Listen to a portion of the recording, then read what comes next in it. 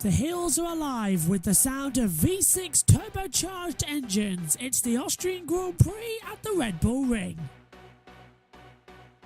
It's round 11 of the 2022 season. Checker flag on Sunday will take us to halfway in this 2022 season as well. After this, it's France and Hungary to lead us into the summer break before a triple header in the Belgium, Netherlands and Italy to complete the European season. Singapore and Japan are back-to-back for the flyaways before we head over to the Americas with the United States and Mexico back-to-back. A 2-week break before the last two races, Sao Paulo in Brazil and a week later in Abu Dhabi for the season finale. After 10 races, Max Verstappen leads the championship by 34 points to Sergio Perez, 181 to 147. Charles Leclerc still remains in third position, now just ahead of Carlos Sainz after victory he had at the British Grand Prix. George Russell is still ahead of Lewis Hamilton, still 88 points back. Lando Norris is in 7th, Valtteri Bottas, Esteban Ocon and Fernando Alonso round out the top 10. On the second page, it's Pierre Gasly on the same amount of points as Kevin Magnussen. Same amount of points as well for Sebastian Vettel and Daniel Ricciardo, 15 apiece. Yuki Tsunoda has the biggest advantage of the gap behind them as well. Zhou Guanyu on 5. Mick Schumacher finally on the points board as well. He has 4 after a brilliant 8th position at Silverstone. Alexander Albon with 3 points, the same as Lance Stroll. Nicholas Latifi still pointless in this season. He's alongside Nico Hülkenberg in 21st. In the Constructors' Championship, Red Bull lead the way by 63 points to Ferrari. Then Mercedes are 124 points back on 204. Further back on 255 points back is McLaren, who's in a battle with Alpine as well, closely followed by Alfa Romeo.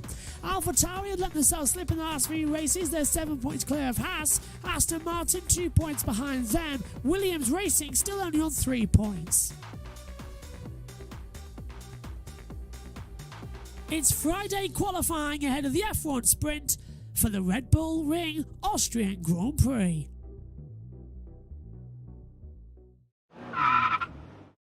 Let's take a look at the Red Bull Ring in Spielberg, Austria. 2.683 mile circuit, 10 corners as well. Many drivers say this is like a kart track. It's short track racing for F1, always providing a thriller race.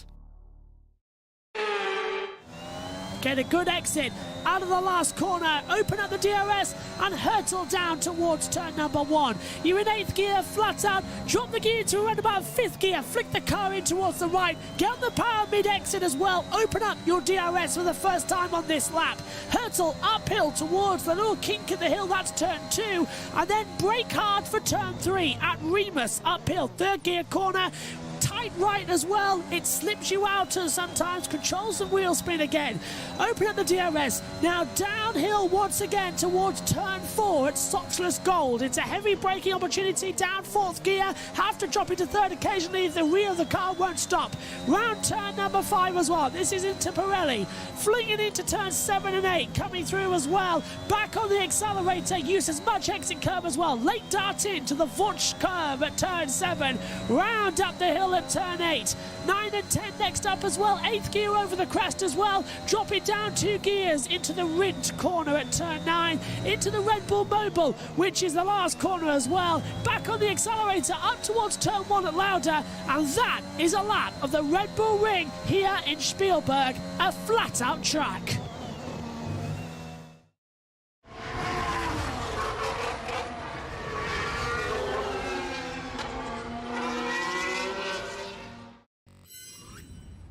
Everybody, and welcome to qualifying for the 2022 Austrian Grand Prix. It's a sprint weekend, which means we have qualifying on a Friday, and it really does change up the format of the weekend. There's something to look forward to every single day here on the F1 weekend. Qualifying Friday, sprint Saturday, race on Sunday, and if the humidity, which is 35% over there in Austria, is anything like it is here in the UK right now, where the humidity level is at 45%. 50% as well, they will know exactly how hot it is. Over there in Spielberg, Austria, it's dry, air temperature 19 degrees, track temperature 38. Here in the UK, air temperature is 26 degrees, humidity at 45%, and it feels, believe it or not, I have just looked up here as well, it feels like it's actually 27. But Rachel Brooks is talking to Christian Horner as we are here at the Red Bull Ring, and there's all the thing about flexible floors. Rachel. Thank you very much, Ted. Set me up nicely there. Christian joins me now. And Christian, yes, we did hear from Toto Wolff earlier. If that's all right with you, I'll start with this flexi floor issue and what came out of the commission meeting earlier on today. Are you happy with what's come out of it, first of all? Are you happy with that they're looking at a directive from Belgium onwards? So you're talking about the technical directive? Yes. Yeah. Yeah. I mean, a technical directive is obviously focused on this, on the bouncing and the porpoising, which only certain cars have struggled with. So I think it's due for further discussion in the technical working group, which is the correct forum for it, because obviously, as we saw at Silverstone, no cars were really affected by it. So the argument being, is it the duty of the competitor to make sure their car is safe, or is it the duty of the FIA to ensure that the competitor runs their car safely? But to pick up on what Ted was saying there, it does appear that some have less bouncing because they do have a flexible part of their floor, if you like, a softer part of the floor that means that they're not affected by this. Total rubbish. Okay. Total rubbish. The floor, I think we're getting issues mixed up. Okay. Here. So. So does your floor, do you have any concerns about your floor? Because Toto said zero. Some of his competitors he thinks are doing it. Zero. I mean, I don't know, maybe he's referring to I don't know, cars that are around him at the moment. I have no idea, but absolutely no issues or concerns on our floor. Okay. Looking to Crawley. Max Quick this morning, ahead of the Ferraris. He goes really well around here. Is this going to be a win in the bag this weekend? I mean, the car's looking great. They never are. It's very tight with Ferrari again. You saw, this morning again. I think, Ferrari probably it's going to be very tight between the two of us. Of course, you don't know fuel loads and engine modes, and of course, it's a sprint race weekend as well. So, maximising points is going to be crucial on a weekend like this. Well, the fans are certainly in for it. Thanks very much, Christian. Thank you. All the best this weekend. Thank you.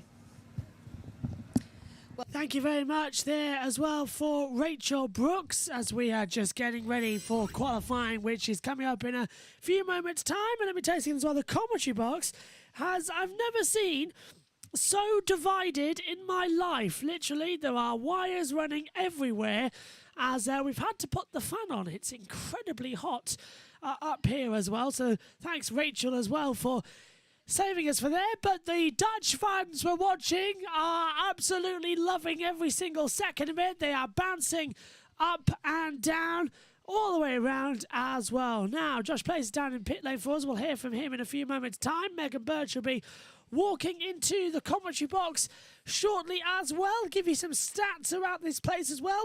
3 pole positions. Lewis Hamilton, Valtteri Bottas share the record here on the current grid. Max Verstappen has 2 pole positions. He took both of those here last year at the Styrian Grand Prix, then a week later in the Austrian Grand Prix. So there is a load of anticipation whether or not he can do it again here this weekend. Certainly, we are looking forward to what is going to be a great hour. Now, the rain has held off as we've been talking. It is dry, so the rain expected for the sprint race tomorrow is increasing. 80% chance of rain as well for on race day, Sunday. So that is the tension part as well. Let's just remind you before we go in about our coverage details this weekend, and we'll start with all of this with the F1 sessions. FP2 tomorrow. That's 11:25 a.m. Session gets away at 11:30. Myself and Synthol in the comments box with JoshPlayz, presumably race control, unless he's away. He's nodding, so yes, he is.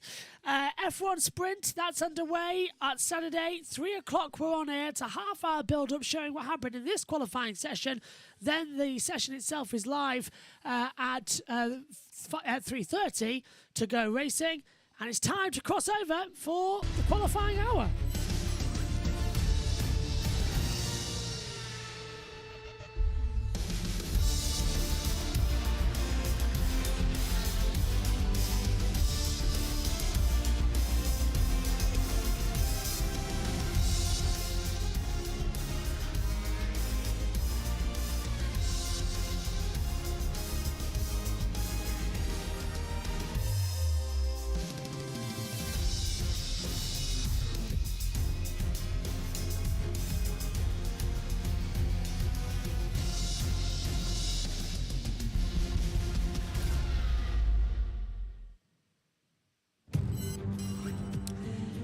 have been 20 different pole sitters at the Oostenrijk Ring, or the A1 Ring, or the Red Bull Ring since it began in 1970. Niki Lauda, Rene Arnoux, Nelson Piquet, Lewis Hamilton and Valtteri Bottas, all of them are tied with 3 pole positions each. Max Verstappen is here as well. He has 2 pole positions at Red Bull's home circuit, the Red Bull Ring, 71 laps ahead of us on Sunday as well. But first, it's time to take across this 4.318 kilometre circuit with 3 DRS zones and maximum elevation change of 63.5 metres for qualifying on the Friday as well. To do that, Pirelli have brought the 3 softest tyre compounds to the sprint weekend. It is the red C5 soft, the yellow C4 medium and the C3 white hard tyre as well. No need for the green intermediate and the blue wet tyres.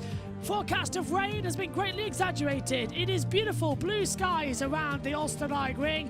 Air temperature is at 19 degrees, track temperature 38 degrees as well, 34% humidity. And ahead here, 60 minutes of qualifying before a 24-lap sprint race on Saturday and a 71-lap race on Sunday. We should have Megan Burch alongside me in the commentary box in this qualifying session. An absolutely fantastic hour of qualifying, because usually when it's qualifying here, it does deliver. It does. If only it counted for the race. I know, at least the pole position winner here will actually have pole position in the history books as well, but going into it as well, instead of having the more traditional switch around of it has to go forward of you get the pole position if you win the sprint on Saturday like it was last year. This year, you win the pole, you're in the history books as a pole position, you win the sprint, you start on pole for the race, but the history books don't show it. So the same thing happened to Max Verstappen earlier on in the year, of course. It got changed over once again. There's the new chicane that MotoGP will be using to slow them down after the horrific accidents we've seen at the top of the hill in the previous years. We're looking forward to MotoGP, Megan. Are you looking forward to the new chicane? It looks quite good, actually. I am. What's actually on this weekend? Just the F1 for you. That's it. We're only in Austria. MotoGP got cancelled for Finland, which is why you might have it down in your diary. But Finland got cancelled, so they're into the 5-week break. JoshPlayz, good afternoon to you down there in the pit lane as well. How are you doing? You all ready for this one? It's going to be an absolutely exciting weekend, and the session looks good once again. It's too hot. It really is too hot, isn't it? I'm actually Way quite too cool. hot. Can't believe the fan is on in the commentary box, but it is literally like I'm standing in an oven. Why am I the only one that's actually a little cold? I don't know, considering you're wearing a long sleeve shirt, leggings, slippers, and big woolly socks as well. It's not woolly socks. Megan, No. they are woolly. Go on, They're Josh. just some Hufflepuff socks. Manage to turn your volume up just a little bit. Please note that I was cycling in 33-degree Celsius heat just 10 minutes ago. It was great. 33? That is insane. Yeah, What it's temperature is it 33 here? down here. It's 26 over here in the where we are, and it is humidity at 45%. And yet I'm still cold. Yes, as you can see. So it is very, very hot. First practice, though, earlier on today, put Verstappen up there as well, but it's going to be good. Ted, good afternoon. Hello, Norris. After getting a hot rear end, quite literally, personally, and metaphorically as far as cars goes, in first practice this morning, has gone to an old engine. We believe this is old, reliable, but an engine that has a little bit of degradation on its life. These Mercedes power units. So we fear that this is the same one he used a couple of races ago, Crofty, where he was. And the green light is on at the end of the pit lane, and qualifying is underway here for the sprint weekend. So, who is going to be lucky? The track has stayed dry and the atmosphere around the paddock is out of nerves. They've only had an hour, which was interrupted by 2 red flags, one for Lando Norris stopping on the track. He's got a new power unit, one for a bit of curbing that came loose at the side of an asphalt runoff. Now the cars are heading out to the track, and we should get, Megan, in some baking hot sunshine as well. Some good fast times, and hopefully with qualifying on a Friday now, this could be quite entertaining. It often is when there's a sprint weekend. It really is, and it's nice that they actually try now, because they didn't really try hard enough last year when it was a sprint weekend. Though, I kind of hope that the McLarens get, like, this pole because they haven't had much going for them this year, even though they showed so much promise in testing. Yeah, I know what you mean there. Josh, this is going to be an interesting session. Who are you rooting for pole position for the sprint tomorrow? No idea. Red Bull because it's Red Bull ring. Fair point. So, into the session we go as well. A load of hopeful anticipation as we're just trying to make sure we can actually hear Sky in the back of our ears, and our radio is working as well. Cars are heading out there, as you can see on the driver tracker. Ricardo Norris, who were 19th and 20th in the first session due to not spending much time, is now heading out there onto the circuit as well, which is good. There's Esteban Ocon, and across from him is Fernando Alonso as well, whose future in Formula One is currently uncertain as he's now negotiating for future drives. He wants to say, but Alpine aren't so sure he's the man who can deliver them to the future. So there's a lot of talk going on. It might be his last year. Megan, what do you make of that then? If Alonso does retire at the end of this year? I don't think he should. I think Alonso should stay. I think he's proved he's a quick driver. He's still got time. He's been so good recently. How are Alpine just going to be like, oh, we're not so sure? Just like, yeah, I would not be so sure about Ocon. Just ignore the age thing for who's got a higher this year. 5th in Silverstone, 2nd on the grid in Canada. Alonso's clearly qualifying quite well. He's quicker than Ocon is. Yeah, at the moment anyway, as we see, they are out there on the circuit now, moving around. The orange flares steering up in the background as Leclerc heads down into turn 4 at Sochless Gold. First sector time for him was a 16.923 apparently, but his second sector was a 29.691. Do you know what I would like to see? Alpine swap Fernando with Stroll. That'd be an interesting call around, wouldn't it? I'd watch that. I think Ocon and Stroll will be good teammates. I think there would be as well. It looks like someone's gone off at the top of the hill there, doesn't it? But it's all going round, and Charles Leclerc will set the first benchmark, and then he's the first car to cross line. Tsunoda first, Gasly second. Leclerc goes top, 106.762. Lando Norris just behind him, does a 107.273. Carlos Sainz, who's running at the moment with purple sector 1 and 2, looking good. Stroll fourth, 107.618. Sainz crosses the line, does a 106.363 to go top of the board. And already a very interesting session, and it is roasting up here in the commentary boxes as well. I don't know how we're managing all this either of us. God. Do you reckon that this will be the time now that Sainz is quicker than Leclerc? Could be, but I think, Josh, if you can confirm that on my side, I'm seeing a track limits deletion for 106.363 lap time deleted. So that was Sainz's fastest time gone, and Leclerc's retaken the pole position as things stand in Q1. Is that the same on your end? There we go. It's literally just dropped down. Not fair. So 16.363, and I literally watched it vanish off the timing screen. So not good then, as Carlos Sainz is on board, and is he packing up? What's happening here? Is he getting out of the way? Who's he on the road? He's got Vettel and Albon, and then Perez, Latifi, yeah. For a slow lap. Confirmed, Sainz lap time deleted. Lap time also deleted, I believe, for Stroll, who was down there as well. So Stroll's been knocked out. Alonso's also had his lap time deleted, as is Latifi. So the track limits, by the way, for this weekend, the white line defines the track limits. And this is Sainz, Megan, I think, going off the track down at the last corner at turn 10.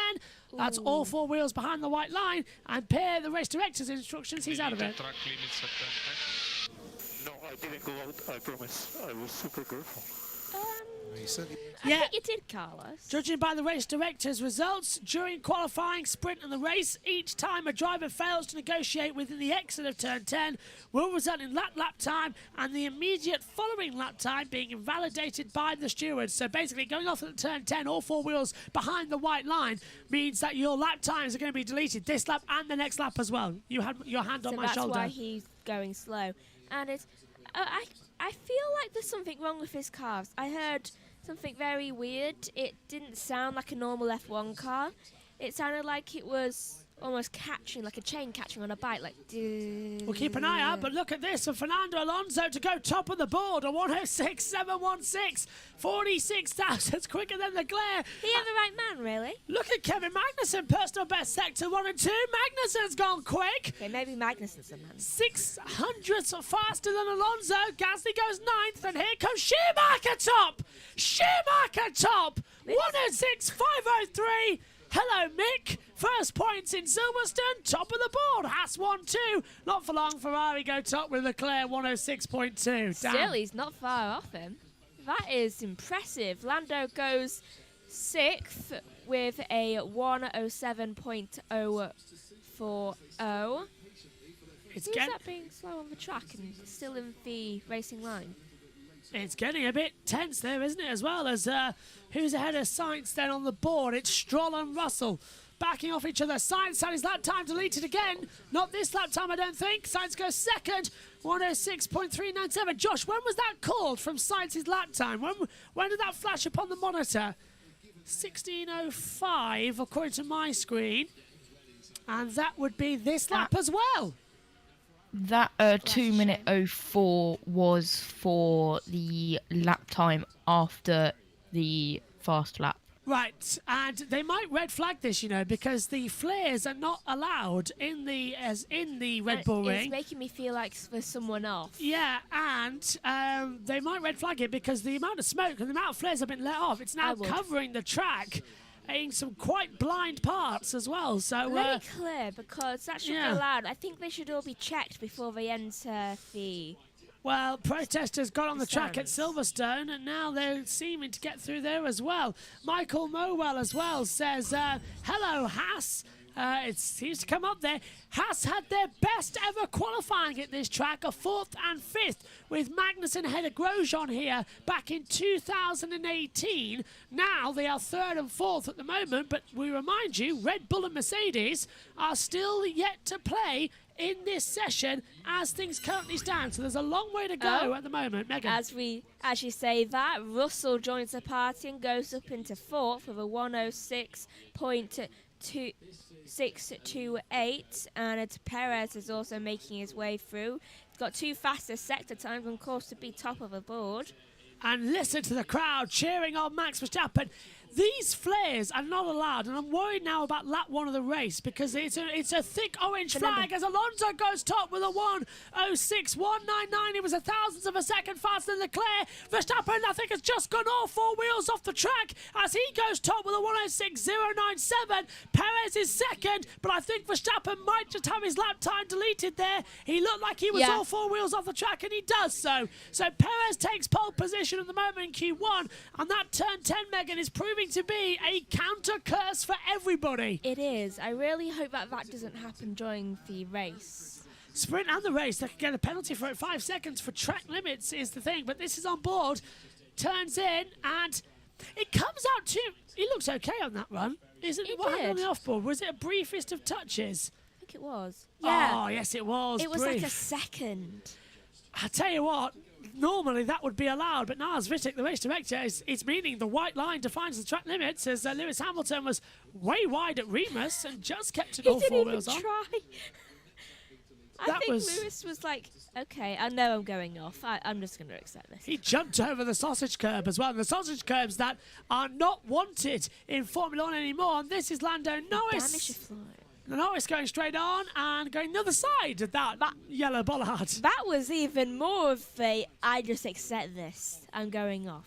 It's so hot in this commentary box. I've had to actually untuck my shirt. It is so hot. Just trying to get some breeze in as well. I'll be glad when we go to an ad break and I can go stand in front of the fan, which is blowing, but I think we need a more powerful fan in the commentary box from now on. Maybe a couple, because the amount of... We've got 1, 2, 3, 4, 5, 6, 7 monitors. And it's all hot. I could make you one of those paper fans I like to make people. Yeah, but how would I do that during the race? Magnussen goes back to 4th, 106.388 as well, so that's a good time there. Hamilton was good in the first sector with a personal best. Don't go off. Second sector, I think he's backed off, you know, because sounds a little bit light-hearted, doesn't he? Well, we're about to see whether or not Lewis has jumped off or not. Going to the line. Is he quicker? Kept in. Just kept in turn 10. Lewis Hamilton Fastest, 106.097. Topping or qualifying for the first time this year, Lewis Hamilton. That's what we like to see. That was the first time for everything. Oh, look at Joe. Quicker than Gasly to get in on the double cut-off point. Ricciardo below is the current cut-off period. With 7 minutes to go. Zhou Guanyu in a brand new chassis, obviously, after the other one literally got crumpled at Silverstone. Zhou goes 11th behind Bottas. Bottas, reminder, by the way, starting from the back of the grid on the main race on Sunday for a new power unit. Oh. And a new gearbox, so he's starting at the back. Magnussen's lap time has just been deleted. He's down back in at 9th place now. Ted. It's been a game that they really aren't sure about, so they've both pitted and both gone onto brand new soft tyres for another run. It was really hot down here and the wind seems to have died down. So I wonder whether we're seeing slower times. We were looking at like a sort of 16-0 for the cut-off time to be sure of getting out of this session. I think I'm going to put that up, Crofty. I think we might get a prediction a bit later on the graphics, but I think we put that up onto maybe a 16-5 to be sure of getting out of this session. Lots of people pitting now and coming out on new tyres. Sebastian Vettel and Lando Norris just gone past me at the end of the pit lane. Well, I was going... Oh, Danny Ricciardo goes up into 11th with a 106.950. Alexander Albon, he has his lap time deleted for turn 9. So that's a Rint, excellent 9. But he did jump up to 4th, as you were pointing out, and now he's dropped back down into... Where is Albon? 18th position for Alexander Albon as well. In fairness to him, he had only done an opening lap at that point. Josh, it's getting very dramatic already, isn't it, this session? It's constant action and constant drama. How much is that lap time deletion graphic actually flashing up? Because I haven't actually heard a team radio yet come through. It's all been race control messages we've seen in this session already. It really has. And in practice one, just having a look, Bottas spelling the pit lane by 23.7 kilometres an hour. Ooh, that's an 80 kilometre an hour break, and he's done what, 103? That's insane. Yeah. So, £1,000 fine or more? Is that 1,000? It was €1,000. Yeah. Sainz goes top, 105.660. Verstappen was fastest. No, Leclerc now goes top, 105.419. So 65-second lap time here seems to be improving the way. And I tell you what, Carlos Sainz, who has scored 6 times at the Red Bull Ring, looks to be improving up there. But Charles Leclerc, who led 58 laps at the 2019 Austrian Grand Prix, but finished second after a late race battle with Max Verstappen as well. He finished up in second back in 2020 when he was battling with Lewis Hamilton, as Bottas won that year as well. The season opener, of course, Austria in 2020, thanks to COVID, delaying everything. And Austria kicked us off in July 2 years ago. Very weird coming to Austria for race 1. That was very weird. In July as well. I did like 10 races. It was a long run, wasn't it, back there in Austria. It's got to the point when I think of Formula 1 tracks, I just think Austria. Vettel comes to the line then as well. He's 20th at the moment, goes only 17th fastest. Vettel's in the elimination zone. Lando Norris 16th at the moment in the McLaren, does go 8th. I'm looking at Mick Schumacher, who's 9th as well. Best ever career qualifying. Is still 14th, I believe. That needs to change. That hasn't changed. That has not changed. Mick Schumacher's grid position should have changed, and it didn't for best grid. But still, I'll double check that and change it. Right now, he's looking quite quick to come in. As Max Verstappen, who is 1.1 seconds clear of the drop zone, coming in. But those soft tyres, Max, he's run wide somewhere to put... What did he do to them? Yeah, and that's a soft set of tyres. 8 sets you get in this sprint weekend as well for tyres. It's 2 sets of hard, 3 sets of medium, 8 sets of softs, 4 intermediates and 3 wet tyres as well across this sprint weekend, as Alexander Albon running wide, and this is why he's now had all his lap times deleted. Oh, that was marginal. That would have cost him more time than the lap time deletion. Let's see it on the outside. Wait, I think he started his rear right tyre on the tarmac. That's not all 4 wheels off the track there for Albon. that's unfair. Josh, what do you make of that? I would appeal it. What about you? Literally, blink and you miss it, but I could definitely see 4 wheels off for like that much. I'll take Josh's word for it. He's got bigger screens than us, and he's got everything zoomed in as well with tech data. So I'll take Not Josh's fair. word on that. He's now in last. Oh, this is not good news for Albon and Latifi 19th as well. A track where Williams usually get through, but look at the faces. And Aston Martin, Megan, as well. They're even worse. Stroll's 15th, Vettel's 18th. Stroll's going to go through, but Ricciardo and Zhou are still on their outlaps. This isn't over yet. Have you noticed how Aston Martin have a mechanic which looks like Charles Leclerc? Yes, I did. But with Yeah. lighter hair. Yes, I did actually. Also, Go on, Josh. Jack Doohan looks like Paul de Resta. Yeah, I got that. I thought Paul was in the paddock earlier when I saw him in the F1, but it's actually that of Jack Doohan, who, of course, dad is Mick Doohan. So, here we go again then for this first part of qualifying. 1 minute and 10 seconds remaining in this session. One ball with Zhou Guanyu, who flicks it into turn 1. And the Niki Lauda curve, not too wide as he heads downhill once again. Past the new chicane for MotoGP. It's exactly the same track layout for Formula 1 as it has been since 1997. Uphill to turn 3 at Remus as well. Tight inside line, bit wide there. Ooh, Keeps close. it all 4 wheels in just about. As he heads down the DRS zone as well, into Sochless Gold, a downhill turn 4. It's a 4th gear corner, but Zhou's decided to take it in 3rd. Maybe these new cars are a little bit heavy on the blame him. brakes. Can't blame him after last week. Yeah, just taking it a little bit lighter. Through the ranch curve at turn 6. Oh, that was all 4. Yeah, he might get his lap time deleted as he comes around Burch curve, just about on it again. As we head down towards turn 9, the Rint curve. At turn number 9, flicks the car in, drops down, actually kept it in 7th gear. Oh, that was all 4 again. And definitely all 4 just at the last corner of the Red Bull Mobile. Cross the line then for Zhou. Doesn't improve on his last lap. His 9,000's down. Checker flag is out. Magnussen goes to 9th position as well.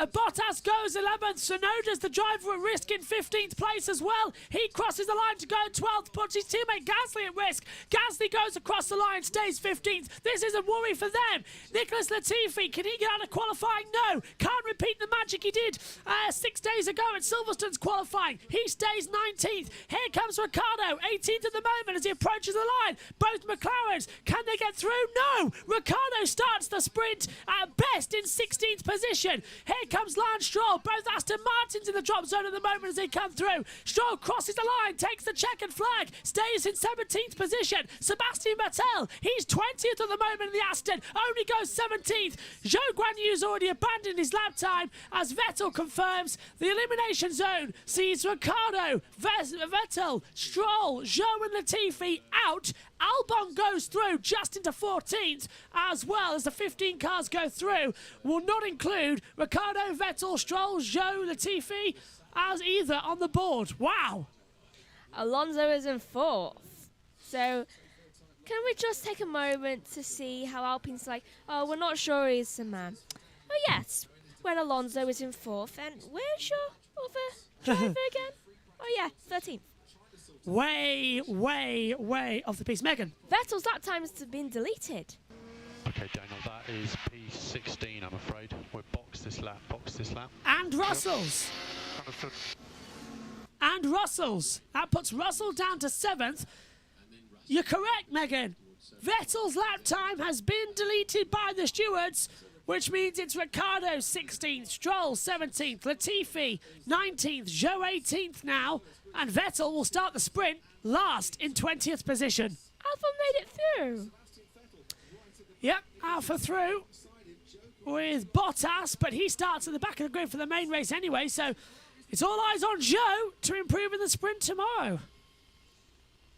Not a bad run on the board here, as we'll go over now to change things over. And, well, it's a very interesting first session, I think, there, Megan, as well. There's a lot more time to be found on the board. It was quite interesting, yeah. And there's no team radio to play either as well, which is annoying me. It is. Because I'm double checking to see if it's a connection issue. That sometimes it happens if you disconnect and reconnect. You get the radio back through as we have opened it up. But Megan, please run us through the first 15 to go through to the next part of qualifying while I set up Q2. Right, so fastest in Q1 was Leclerc. Second is Sainz. It's a front row all Ferrari affair, which hopefully happens tomorrow if it's to keep up second week in a row of Sainz winning, hopefully. Hopefully so, yeah. Third is Verstappen. Fourth is Alonso. Fifth is Hamilton. That's surprising. Recently, it's surprising. At the moment, yeah. Maybe he's getting his power back. Sixth is Perez. Seventh is Russell. Eighth is Norris. Ninth is Magnussen. And 10th, Schumacher. They make it into not only Q2, for the top 10. So Bottas is 11th. 12th is Tsunoda. 13th is Ocon.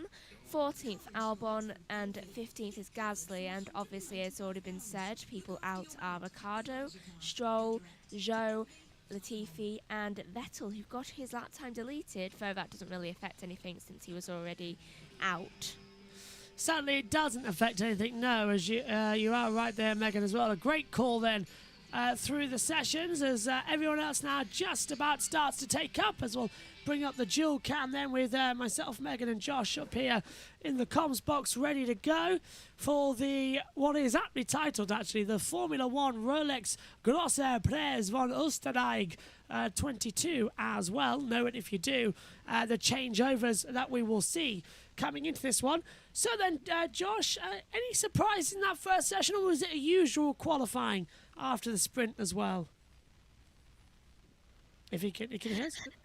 I don't know. It was a strange one as we have Vettel radio. Sebastian? Yeah, so... Oh, man, that's painful. Ah, that's painful, he says as well. That is incredibly painful. As we get ready for the next half of the session, we see Megan walking down. Is that Zhou Guanyu? Yes, it is Zhou Guanyu, who will leave. We've got a few minutes to go until the next half of qualifying comes through. And let's go down over to the pit wall then to hear what is being said. I believe Otmar Safnauer is on the board. Well, I haven't talked to the drivers yet, but it looked like Fernando did that on his last lap. He got a good lap in, and I don't think Esteban went green all the way across. So, but I don't know why. It looked like Esteban had traffic in the third sector. I think he went green, white. Oh, thanks for clearing that up. Is that it? Oh, Martin, you're not on. Don't know if you can hear Martin or not, Otmar. No, I could hear you fine, Crofty, but I couldn't hear Martin. All right, I think we might have a problem with... Try again. Can you hear me now? I can, Martin. Yes, we can. Yeah. Yeah, I can hear you now. Yeah, don't know what happened there. So, Fernando obviously seems really happy with the car lately. What have you done to it? What's the magic that's happened there? What have we done to Fernando, or what have we done to the car? Well, the car, I think we know Fernando. Yep. Yeah, so nothing in particular, Martin, apart from we've tended to upgrade the car as soon as we find something in the tunnel. And our biggest upgrade of the season came at Silverstone, and I think we're still learning it a little bit, and Fernando seems to like it. Didn't run the soft tyres at all in the morning practice session, so we thought that there was extra pace to come. Can you explain the decision not to do that, and where you think you might be able to stack up come Q3 if you get there? Well, we did it to save soft tires for this qualifying session, and look, if we're on it and somebody makes a mistake, I think we can be, top 5, both in the top 10. But we're probably the 4th fastest team here, so it'll be tough to do that. Just quickly, Otmar, what happened to Esteban's car in Silverstone, and have you got a fix for it? Sorry, Martin, can't hear that because we're about to say the magic word. Green flag, and away we go. Qualifying 2 is underway here for the Austrian Grand Prix at the Red Bull Ring. 15 cars and 15 minutes head out there on the circuit as well. We have lost Danny Ricciardo, Lance Stroll, Zhou Guanyu, Nicholas Latifi and Sebastian Vettel, and the cars already venturing out onto the track for another run at it. They just said Alpine was the 4th fastest team. I'd say personally the 3rd fastest. Yeah, because I think... because Mercedes can't even sometimes keep up with the Alpines. Last weekend, Mercedes, I think we all said they had the fastest car, fastest lap for Hamilton on the race as well, but were out of it in qualifying. It's a toss-up between Alpine and Mercedes. Yeah, I'd agree with that, to be fair, on the board as well as they come through. Josh, how would you progress Alpine at the moment? Where would you put them on the board? 3rd. Yeah. Fastest. Megan agrees. She's nodding her head as well. So that red line you see on your watch-along monitors, that is from those drivers below have been kicked out of qualifying. So that's the red line that'll move up to 10th. Tedos. Wasn't it there for Ferrari? I mean, they ended up 1-2, didn't they? But I thought that having to take the second set of new tyres was a little bit of belt and braces, Martin and Crofty. As it is, it's meant that they have to start this session on that same set of tyres. So maybe it just works. They'll do 2 runs in this Q2 session. I guess they'll have the used tyres now that have had the best taken out of them, maybe by a 10th or 2. That's all it takes around here before they go for finally a final attempt on a new set of softs at the end of Q2. But are we looking at the Ferraris more in the game than we thought, or have we just not seen the best of Verstappen? I think it's probably the latter, but it's only a guess at the moment. Thanks, Ted. As they come through, look at the proporcing, Megan, from Lando Norris. You can hear it jugging up and down as he hits down towards turn 1. It's like being inside a bouncy castle. Spot the lyric. As they come through. That really is actually quite a lot of hard bouncing as well coming through as well. It's not going to do Lando's spine much good either. First sector times coming on then. Lando's fastest sector 1 at 16.816. That's immediately beaten by Leclerc, 16.745. So I feel like I'm not giving you enough room, so I'm just going to... Oh, no, I've got plenty of room. Yeah, I feel like I'm not giving you enough the chair's in the way as well, so we can't move that. We've got too many chairs now in the box as well. Some need to be moved out feels as like well. We're in the furniture store. Well, yeah, well, the GT Omega chair, who's now the title sponsor of PSGL, that has to stay as well, because it's so comfortable. And you've just plunked yourself in it and haven't got up all session. It's too comfortable, isn't it? Yeah, it is. It is way too comfortable. Plus, if I don't like it, I'm going to spin you away as well. It's actually quite fun. Can't push you out the commentary box, though, because the things are in the way. I actually find it quite fun. Do it again. Whee! Here comes then, in the first times then on the board, GKP Tech says weather, it's dry, air temperature 19 degrees, track temperature 36 degrees, 34% humidity. Danny Rick is through to this, so he's out of qualifying, bad session for him. Vettel track limits, twice at turn 1, that's why he's got his lap times deleted. Verstappen there in qualifying 2, sets the opening benchmarker, 105.568, Leclerc second, Sainz third, Ocon gets displaced, Perez fourth, Ocon fifth, Gasly, Tsunoda, Norris, Hamilton, Russell. Russell goes second fastest with personal best sector 1 and 2. And here comes Lewis Hamilton as well, who goes top by 0.03 of a second, 105.538. Mercedes seem to have the proportioning under control through the corners. And a track we thought they might struggle at, Megan. Historically, they haven't done well here as well. Since the change from the original spec of hybrid, so since 2017 onwards, Mercedes haven't done that well here. They're doing well here so far. Maybe they can change their bad luck here this weekend. Kind of hoping for a win from them because they need at least one. Fingers crossed they can. There is Toto Wolff with a T-shirt round his neck as well, looking like he's just come out of playing college basketball for some reason. I'm going to have to change my shirt after this session, I already know.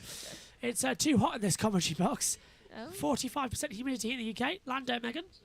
That was a lot of proporting there and a lock-up from Lando going almost all 4 wheels off the track, more like 3 at that time. That's a big lock-up at Sochless Gold, went in way too deep, just kept out the gravel trap as well. And once you're in that gravel trap, it's like a plug at the bottom of the bath. It just sucks you into the wall as well. Sergio Perez did the same thing there a while ago, and JoshPlayz has got some tech news for us from Q1. So, this is Albon going over. It's hard to say if we have a look here. It's like we can't see the white line from this angle. I think it's just, it looks like it's just about off, isn't it? Yeah, here, it's the tyres on the other side. But even Jono Opmir on Twitter is questioning it. Yeah, I would. It looks like It looks like it's just on the margin of that white line, but I would call it as well. But either way, Albon is through, and at the moment crosses the line to go 7th on a 106.476. Here comes Esteban Ocon then across the line, goes 6th, 106.276 as well. So they're improving the board. We have a fan on the commentary box. The commentary box door is wide open, and yet it is still so hot here, Megan, as Lando again wide at turn 1. What? Bring it closer to you. I don't really need it. No, I need to see the timing screen. I can't bring it any closer. Also, Hamilton has just done a fastest sector 1 and a green sector 2. So he's on course for having another fastest lap. Once again, improving on times and positioning as well as they come through. Here comes then Kevin Magnussen, 11th fastest at the moment, coming through. In fact, forget change of shirt. I'm going to need a change of everything at this rate as well. They're boiling up here. Standing in the commentary box is not that fun. I wonder if I'm also thinking about taking my sandals off and standing on the cold floor to cool me down. As white flag is out for George Russell going slow. Lewis Hamilton has taken another improvement on the time. It's now a 105.475 as well for Lewis Hamilton, who improves again to Max Verstappen by 93 thousandths of a second. 0.093 is at the current sector times as well, and it really is improving. The track is starting to come to them all. It really is, and it's right now Kevin Magnussen is actually managing to stay on the track and away from the white lines, which is unusual for drivers this weekend. He's 26 seconds faster than his own best time. Now, to me, that schedules the fact that Lando's last lap time is a 1:25.847, and he's currently the cut-off time for the top 10. Lando gets displaced, but Magnussen goes 6th on a 106.153, a more comparable lap time. Schumacher, can he get through into qualifying number 3 after points? Oh, he's gone a bit wide there. Just keeps it in. Thought that was going wide. The way he turned in. Yeah. Mick goes 6th. Well done, Schumacher. 106.151. Have you seen the difference between their times? It's 2 thousandths. 2 thousandths of a second. Schumacher, 106.151. Magnussen, 106.153. Talk about being in touch with your teammate. And Perez is still in 8th position. Perez can't beat them on his own best lap time. Perez is at least, a 10th slower than Magnussen? Yeah. Here's Bottas across the line then. Goes to the 10th place. Albon, Gasly, Norris, Alonso, Tsunoda are currently in the drop zone. But Alonso and Tsunoda haven't yet set lap times. Alonso is on 1 now. And his personal best sector 1 compared to Hamilton. And he's quicker than Bottas actually by a 10th. And it looks like Tsunoda's getting quite quick too. Let's look at that. He's also quicker than Bottas is. Oh, and why is Perez suddenly in 10th? Has he had lap time deleted or something? Perez, lap time deleted, if I'm right, Josh, as well. I'm sure you can tell us, as Alonso goes from 14th to 6th on a 106.082 as well. So I've got it as lap time deleted, Josh, have you? Yes. So lap time deleted, you're right then. Megs with Perez being out of it as well. Sainz has also had one deleted, I believe. I need a bigger iPad to look at this as well. Coming through on my phone, because that brings up a bigger text than the iPad lot does. Sainz has had a track limits deleted as well, but that, I believe, was his opening gambit in this session, so that's why. Yeah, so not that bad on the board overall. It was really weird just then. We saw Tsunoda go up into 13th, and then because Gasly was doing a lap time too, we just saw Tsunoda go back into 14th. They swapped over again. Yeah. It's like around a musical chairs where there's only one chair. I'm really not liking the fact, by the way, that we've got Albon, Gasly and Tsunoda out of it. But look at those also at Sergio Perez, as you mentioned, 11th. And this is his lap time deleted at his 15th lap. Let's have the radio. Okay, we lost that for track limits at turn 9. Yeah, copy. There's some understeer in it. Feels like the car is not switching on the tire. I think it's on. Does he mean warming up? Yeah, I presume that's what we're switching it on as well. So he's having some problems up there, as I'm sure we all are. Norris 15th with still lap time deleted. That seems wrong. Yeah, lap time deleted for Lando. As that's a helmet change. Is that for Checo? It is. Sergio Perez, helmet change. And there are the Dutch fans in front of the metal bull, the figurine that's made out of recycled metal. Honestly, last year after I finished all those Austrian Grand Prix, I literally had that bull in my nightmares. The bull is also the title card for this broadcast. It's the broadcast ident that people see. It's literally in my nightmares. Well, you do know that, you're never in here, but when the commentary monitor goes off in the evening, there's usually like an image of the track that gets circled around. So if one day I just come in here and just a giant bull there. I might change it to the bull, because I've got that image as well. Usually it flicks, but it's usually an aerial view of the track or of the paddock or something or other for when there's nothing on. Great. And it switches over for F3. But then I might change my it. nightmares will become a reality. Might just well do that as well with the computer setup. Josh. Do it. Yeah, I'm going to do it now. How many... Oh, 2 seconds, Ted. Ocon, he's on track as well to defend. He's currently within, isn't he, the top 10, Crofty, but only just. So he's out there to try and better his time and sort of defend from behind. But what a great job Alex Albon has done so far, really showing the prospect of what the Williams upgrades can deliver. If he can just find, 2 tenths, maybe 3 tenths, he can make it into Q3. Wouldn't that be a shot? But I believe he's 12th at the moment. Yes, he's 12th at the moment, is Albon as well. But Josh, what I wanted to ask you as well before everything got switched off there was... Lando just went on the gravel a little bit. As Leclerc does a 105.287. Yeah, Josh, how many races did we do in Austria last year? It was 2, wasn't it? It was 2 for MotoGP and it was 2 for F1, correct? Styria in Austria, yeah. That was a chaotic weekend. That was just before you joined the commentary team, actually, I think, Josh. Because you joined after Silverstone in Hungary. I joined 2021. Yeah, Hungary, wasn't it? After June, Yeah. I joined the channel, watched the channel. Yeah. And I think my first one was Hungary, yeah. Yeah, Hungary was the commentary box. I thought it was. Coming up, I can't remember what, but I as it swear comes I through. have nightmares. About Austria. Yes. That's not even a word of a lie. I generally have had a nightmare about doing the Austrian Grand Prix once. I had a dream that I was stuck in here for like a week, having to constantly do that, and there was a bull threatening me. Well, there's the bull, and how does it feel then being back? I don't know why. Are you happy to know that there's only 2 races in Austria this year for both F1 Yes. and MotoGP, 1 each? Yes. Yeah, good.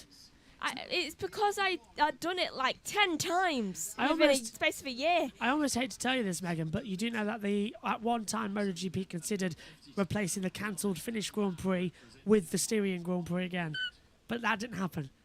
So you're okay. You're okay. Lando Norris again. This is him touching the gravel, I believe, Megan, on the replay. Yeah, I'm scared to hit the brakes. So. I know, mate. I know. I don't need to focus on any exit. I just need to focus on not going straight out. He's scared to hit the brakes. Most people. I'm scared of going too fast. Lando Norris, everyone. I'm scared to hit the brakes. Would you be I'm scared if making there that was a meme wall right in this front of second. you? Well, I'll tell you what, Lando Norris, afraid to use the brakes. It's like me on the F1 game. It's like that movie Speed with the bus that if you can't go below 50 miles an hour, it'll explode. As well, it's pretty much what's going on. It's like me on the F1 game. Yeah, not using the brakes. 1 minute to go then in the second part of qualifying for the Austrian Grand Prix. Alexander Albon, 12th at the moment, with a personal best first sector, personal best second sector as well. Lewis Hamilton's going quite quick in the first sector. He's got another one left. So is Charles Leclerc, so is Max Verstappen, as Alexander Albon comes to the line to go 10th on a 106.230. Brilliant lap time there. But Sergio Perez, who's P12, is looking quite quick. 73 thousandths of a second up as well. Hamilton doesn't improve on his lap time, stays a 10th down as well. So he's going to have to pull up his British socks at the moment to really push through the power and get it down. Magnussen goes P6 as well. Russell still P5. Perez is the one, though, that is surprising us all in the drop zone. At Red Bull's home track, he's 12th. And at Red Bull's home track, 3 of the 4 cars are out. But as JoshPlayz just said, Gasly goes to 10th. On a 106.1. Checkered flag is out then. What is going to happen? Here comes Sergio Perez. into the last corner. He'll be the first one to meet the checkered flag. Verstappen goes second, 105.374. Perez goes sixth, 105.805. Now, Gasly, Bottas is out of qualifying. He starts 13th for the sprint, but last for the race anyway, due to a power unit change. Fernando Alonso is ninth at the moment, but goes a little bit wide at turn 9, just keeps it in. He's all four wheels off at turn 10, so Lando Norris might actually have an opportunity. No, Lando's out of qualifying. He's 15th, afraid to use the brakes as well. That proves it. Gasly and Albon now, I think, have done their lap times. They have. Sonoda's out too. Sonoda's out too. So in Q2, it's Gasly, Albon, Bottas, Sonoda and Norris who face the chopping block, going through to qualifying 3. Leclerc, Verstappen, Hamilton, Sainz, Russell, Perez, Magnussen, Ocon, Alonso and Schumacher going through. Both of the Haas cars go through, both of the Alpines go through, both the Mercedes go through, both the Red Bulls go through, and both of the Ferraris go through. For honesty.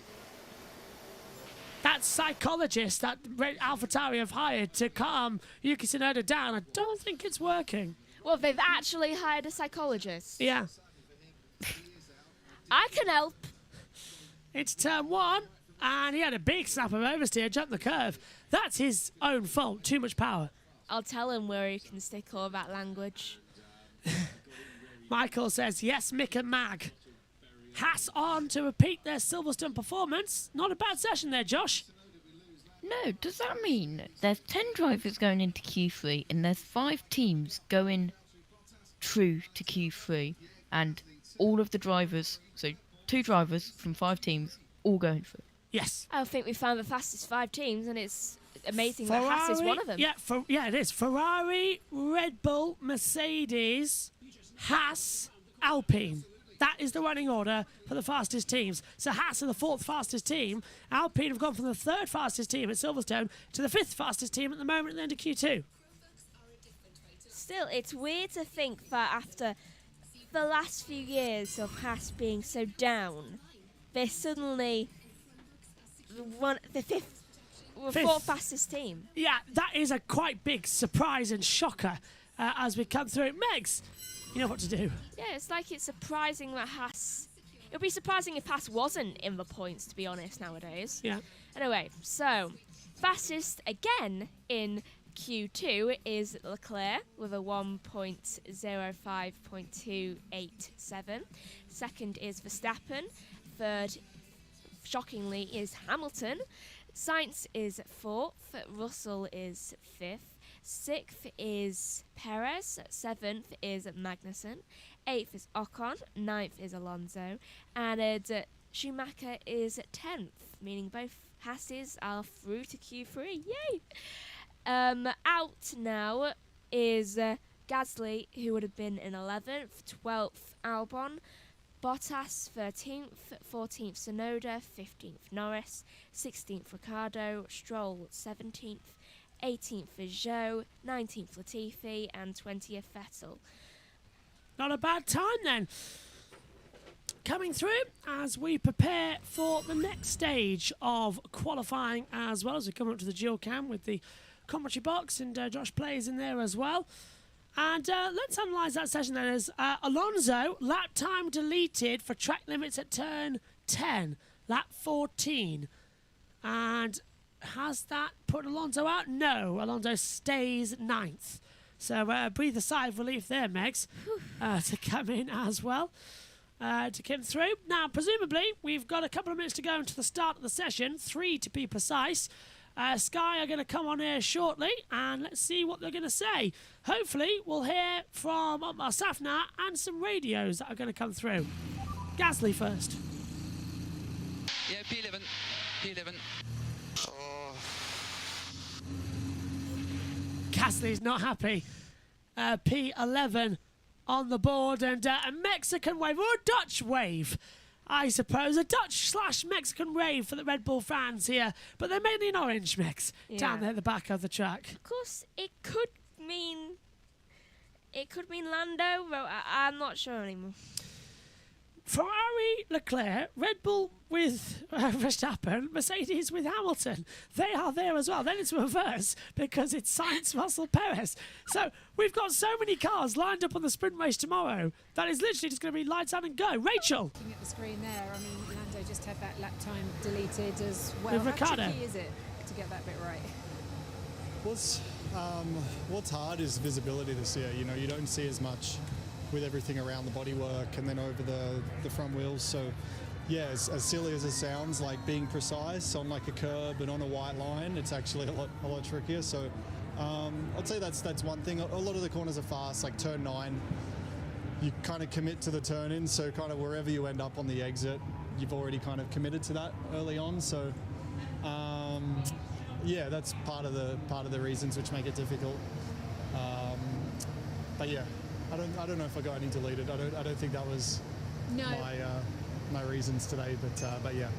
Well, Lando's just talked about the braking, not having confidence in braking at the moment as well in that car. Talk me through the issues you're having, and I mean that last lap from him just then, even before it was deleted, was only fractionally off yours. So what is going on? Yeah, it's tricky. I think especially when, I don't know how windy it is now. I know it's been a bit gusty, so the wind does have quite an effect on these cars as well. So that makes it tricky, and nailing it, you know, you can, honestly, even sometimes you get a bit of a luck. Like you get a bit of a gust of a headwind, which helps the car, and you might kind of get through a corner a tenth quicker, and simply just because the wind was in your favor. So it is very sensitive at times. But yeah, when it's kind of on that edge, and it's, I mean, obviously he's had a few issues as well now, but obviously I was just struggling a little more with that, and even on braking, just kind of finding the limit in that. So it was just a little bit in a few places, but yeah, never want to be out in Q1. What's the feeling like in the car around here for you? It's, you know, I think it's probably not been anything which is,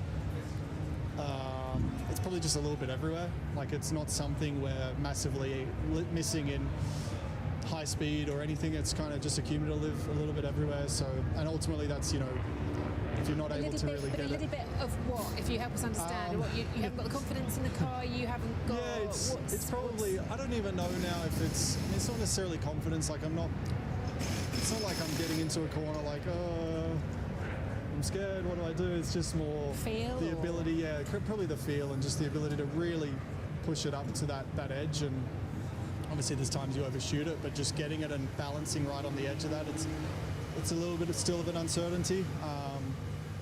But yeah. Sorry about that, Danny Rick. Cut you off. Green flag, and away we go for the final part of qualifying for the F1 sprint tomorrow here at the Red Bull Ring. 12 minutes and 10 cars are going to head out onto the circuit. The green line is on at the end of the pit lane.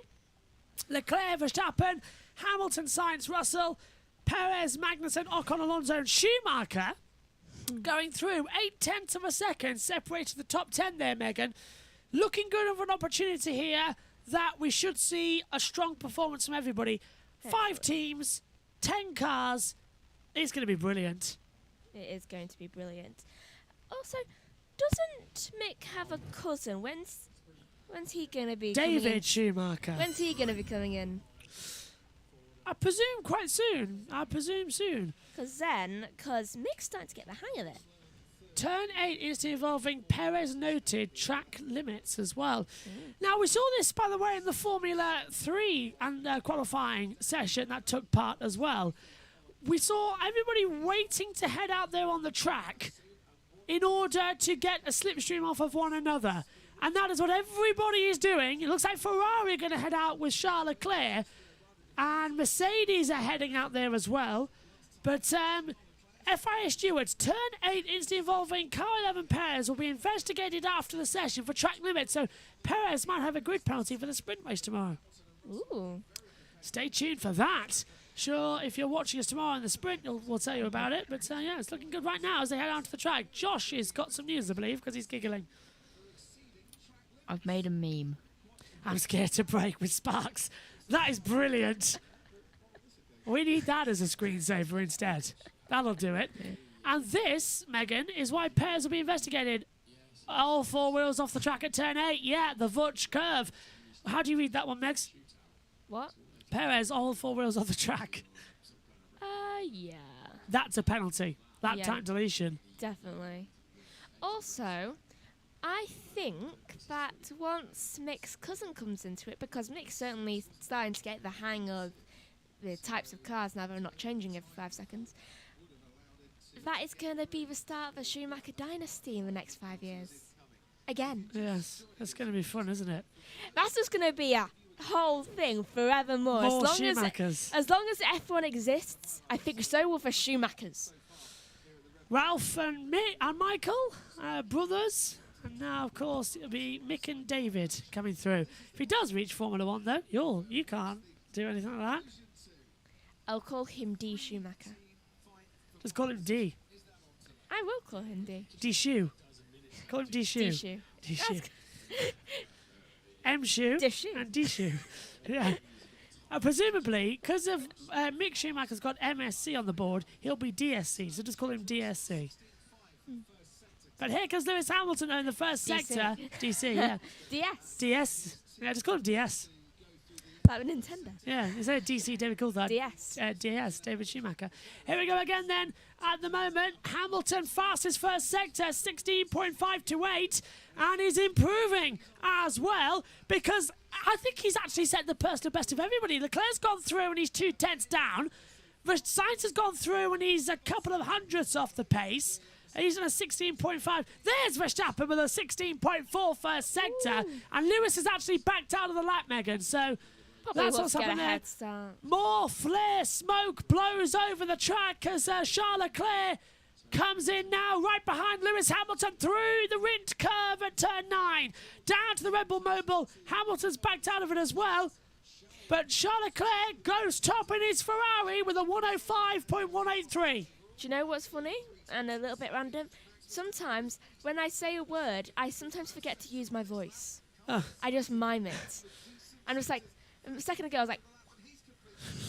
I was wondering why he didn't say anything. I thought I heard something in the back of the microphones. I generally just forget that I have a voice and I need to use it. Here comes Carlos Sainz across the line to go second, but Max Verstappen in the Red Bull ring puts his car P1 in Q3, 103.092. Perez goes fourth only. It's a Red Bull 1, Ferrari 2-3, Red Bull 4. It's getting good. Hamilton has still got time to find, though. There's a long way to go in this opening part of Q3. Very interesting. Got my rocking chair back. Right, so... Schumacher lap time deleted. Ooh, Verstappen was... Ted's talking about Mick now. But he's had his time deleted, sadly, Ted. I know, but they'll be expecting better. There's such tight margins, and the wind has now picked up down here, Crofty. It's a lot windier than it was in Q1 and Q2, so that might have an effect on these very tight margins.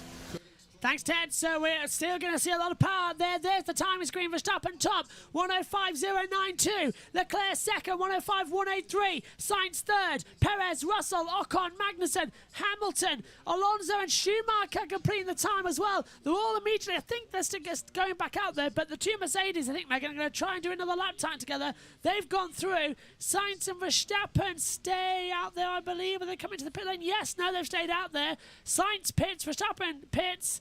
Does Perez do the same? Can't tell. Yeah, Perez pits. So it's the two Mercedes who are still out there at the moment on the boards, trying to find their time limit, trying to find their groove as they've got the track to themselves. As George Russell was a bit wide there. Mr. Consistency, but no longer after Silverstone. But everybody in the paddock and around the world has agreed to say, if he stays in there, there's a yellow flag. Lewis Hamilton's causing it. And Hamilton's in the wall. Lewis Hamilton is in the wall. That tyre's gone. And it is a red flag for Lewis Hamilton. Yellow. Who has hit the wall. It's a yellow at the moment. Surely it'll be a red. And it is a red flag. Yeah.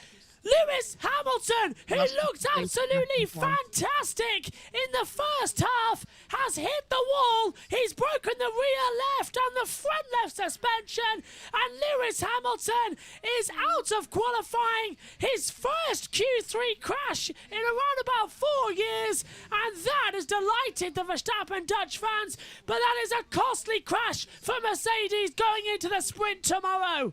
I think both his front right tyre and kind of the side the right side of his car's kind of messed up. Also, he has a little bit of things. Radio. Hang on. Everything all right? Damn, I'm so sorry, guys. So sorry to damage the car. Don't apologise. Did you mean to crash? No, don't apologise. It's fine. Unbelievable. Lewis Hamilton crashes out of qualifying. Ooh, if that entire right side's like messed up, I think he bashed into it. Yeah, this is going to be an interesting one. So 5:29 left on the clock. The red flag is out.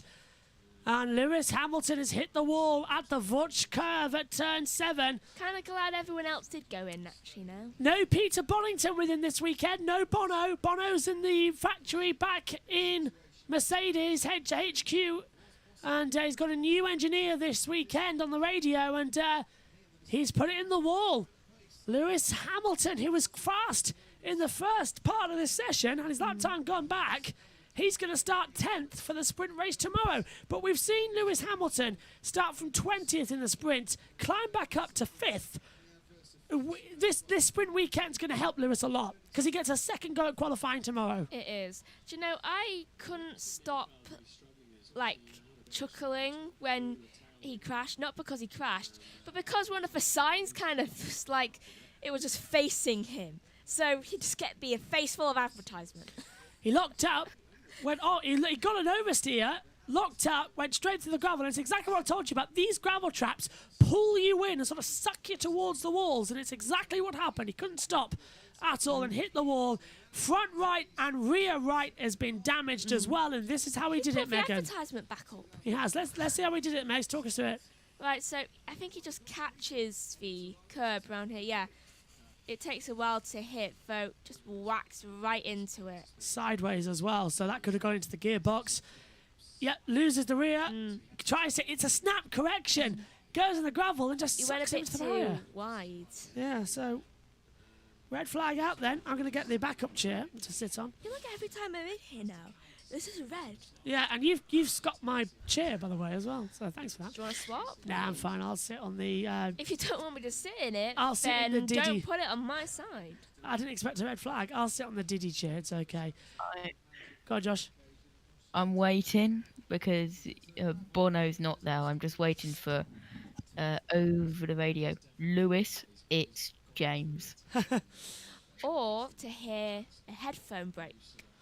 That Toto's got many left. You know, Bose actually stopped sponsoring them after that. They've still got their Bose headphones, but they've removed the Bose from the lip part. If you're going to treat our product like that, then you don't deserve our advertisement. Generally, yeah. As there's the medical car to take them back in. Lewis is being taken to the medical centre, we understand, but it couldn't have happened in a better session, qualifying, because it's a sprint race tomorrow. So Lewis can now, there's the headphones, look, you see where the lip part is, Bose has been rubbed out. Mattia Bonotto is happy about that, I think, secretly. Still wearing a mask is Mattia Bonotto, by the way. The entire Ferrari paddock wearing masks. The entire Mercedes. You either don't wear a mask. Sorry, Ted. Radio messages continued after that bit that he just played out. He said, sorry for wrecking the car. I think you heard that bit, Crofty. Then he said, where did I end up? What position am I in? Ever the racing driver. Of course, he was told that, well, you're eighth at the moment, but once it gets going again and the clock restarts, you'll inevitably end up 10th. So they think, Mercedes think that Hamilton would have been on course for P2, Crofty. As much as that, maybe, or P3 with that lap. That's, I think, what the data shows them. Who knows who could have beaten it later on. But I don't know, you're wise, Crofty. Martin, you're wise as well. Do we like this? I know you could say the same for Hamilton fans when Verstappen crashed at Silverstone, but it's not very edifying crashing when your rival, cheering as a fan when your rival driver crashes, isn't it? I don't know. Was it always like this?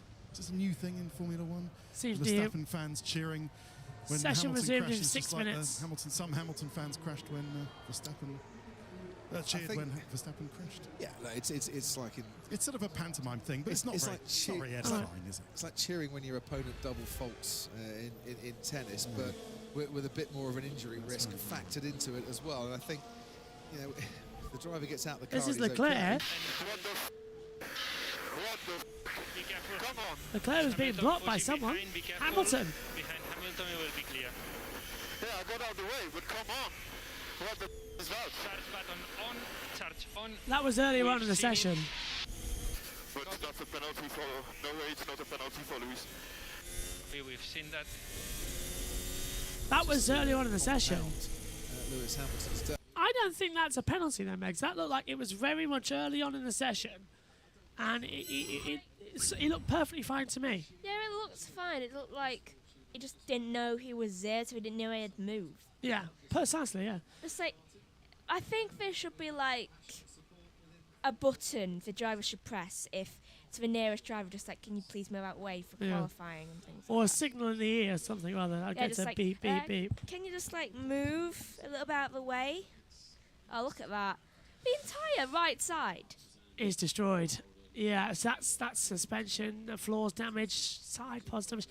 That's a lot of damage actually for Hamilton. With such a small impact, it's destroyed the right-hand side of the car. Left-hand side for us. It's broken off half of the wing. Let's take another look at it then, Megs, off board. It's just going to whack it, isn't it? Loses the rear of the car, snaps to react, and then it's just going to go whack into the liquid moly board. I'm sorry, but I'm actually a little bit concerned for Hamilton if that's how quick the Mercedes brakes. And for Russell. Oh, it got slapped into the wall, didn't it? Such a violent one as well, actually. It's sort of like the front dips in, doesn't it? Let's take a listen. Where did we end up? What position am I? We're still waiting for... Well, we've got the rest of the session. Currently in P8, and we're going to end up in P10. You got the wind Someone knocked else has out gone then. back out, I imagine. Yeah, so that lap looked to be on course for P2, P3.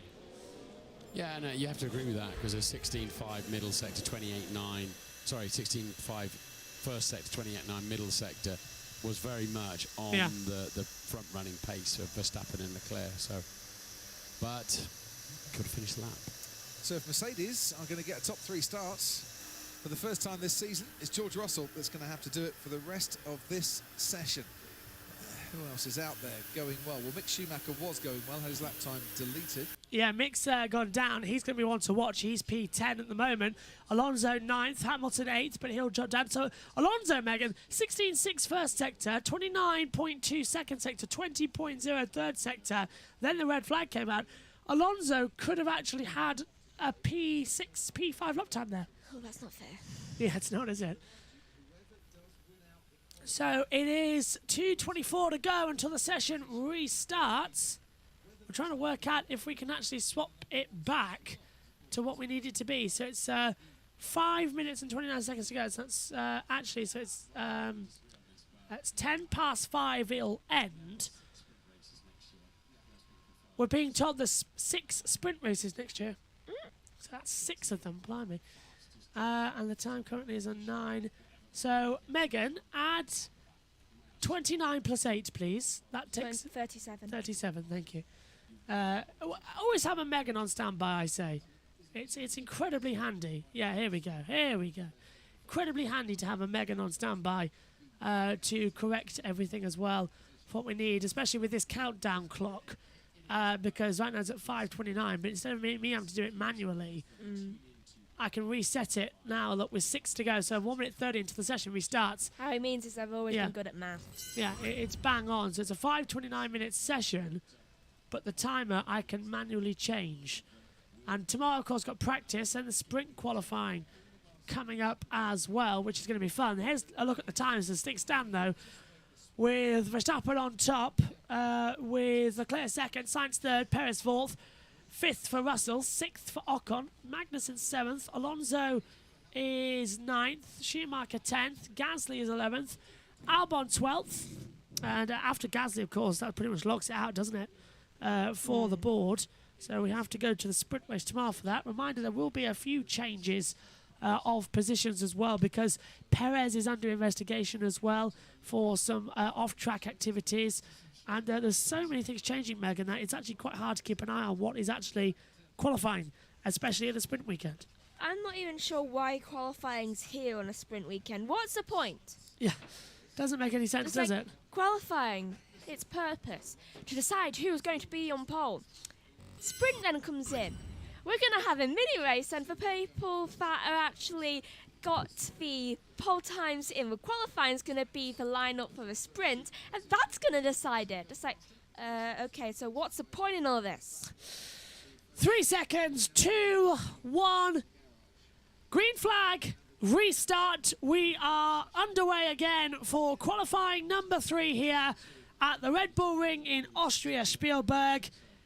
Top 10, you can see on your screen. Verstappen, followed by Leclerc, Sainz, Perez, Russell, Ocon, Magnussen, Hamilton, Alonso, Schumacher. Hamilton will play no further part in this qualifying session as well. 5 minutes, Megan, to get out there. That's only one more qualifying run. And everyone is going to be out there straight away trying to find the best time possible. Russell's already out there. Would it be a double run, do you reckon? Alonso's out there too. Wouldn't surprise me. I would do as a double run. Josh, what would you do? Would you do a double run and risk the tyres, or would you wait until there's like 3 minutes to go and go out there on the circuit? What would you do?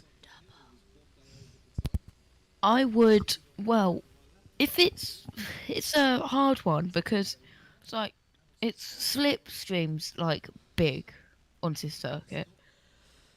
Slipstream works so well. So because there's teammates, why don't you do one teammate and then overtake and then do the other teammate and give your teammates a slipstream? That's what I would do. I agree with you, actually. It's a slipstreamy track, and that's why nobody's bolting out the pit lane just yet either. So apart from Alonso and Russell. They've gone out there, but Ocon hasn't, and Hamilton can't. So they had unfinished business, though. They did, yeah. Russell was on a good lap time, and Hamilton ruined it both. As well, and Alonso still 9th overall, still got to find some times. Go on, Josh. Russell finished his lap before the red flag went out. So Russell has taken his lap time at least as well, but the problem is Alonso hasn't. Overall. That was on this out lap, so I don't think it'll count that much. Here we go for George Russell to start the lap time.